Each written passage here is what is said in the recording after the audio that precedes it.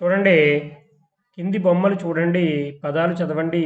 పాఠంలో కొమ్ము, కొమ్ము దీర్ఘం, రుత్వం ఉన్న అక్షరాలకు సున్న చుట్టండి. కొమ్ము, కొమ్ము దీర్ఘం ఉన్న అక్షరాలకు మాత్రమే సున్న చుట్టాలి. చూడండి, ఇక్కడ ఇదేంటిది? గాకే కొమ్మిస్తే గు, ఇది డి. డాకే గుడిస్తే డి. ఇంతకుముందు మనం గుడి దీర్ఘం చదువుకున్నాం కదా.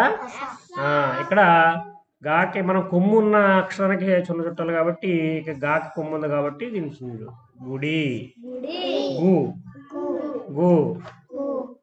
అలాగే ఇక్కడ చూడండి పూలు.